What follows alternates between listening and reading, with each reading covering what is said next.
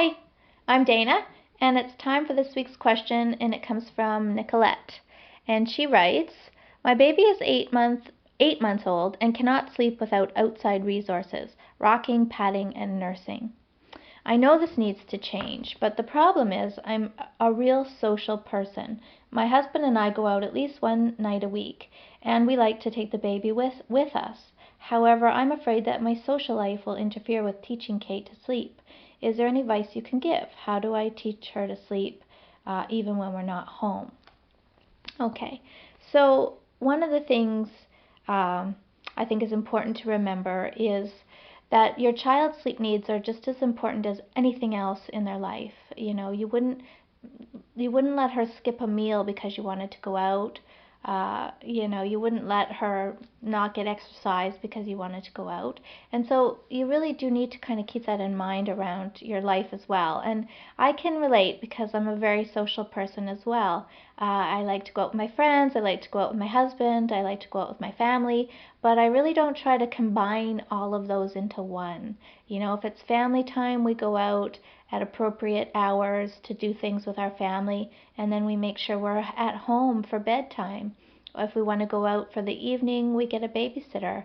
Or when we had less children and they were smaller, we would take our pack and play along. And if we were at friends for dinner, we would just put our baby down for the night in a bedroom somewhere, and he was very good at putting himself to sleep basically wherever we went.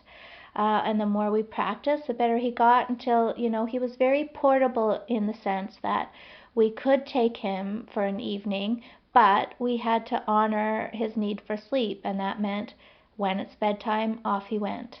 And so if there is any sort of a downside to having a great sleeping child, is that you will find that they do sleep best when they're at home, or at least where the environment is similar to home. But the good news is that if you have a child who sleeps great, it's no trouble to get a babysitter.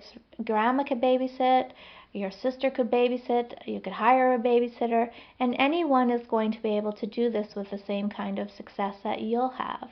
It's very freeing to have a child who goes to sleep well, and you can feel peace when you go out knowing that everything is fine at home. It's going to be just fine. And so, you can still have a social life. It just requires a little more pre-planning. The spontaneity of my social life is definitely gone, but as long as I'm planning ahead, I can definitely meet all of my needs as far as having a social life. So I would suggest that you kind of clear your schedule for a couple of weeks, make training Kate to sleep well your number one priority, be home for naps and bedtime, and get started on this. You admit yourself that she's got a lot of props, rocking, patting, and nursing. So all of those connections are going to have to be broken, and she's going to have to start finding new ways to get herself to sleep that are more internal. And ideally what you want everybody to have is internalized sleeping strategies. So I have the power to do this all by myself. I don't need to rely on anything external to help me. That's your goal with her. And so, again, there's a variety of ways you can tackle it, but you might want to do the stay in the room method.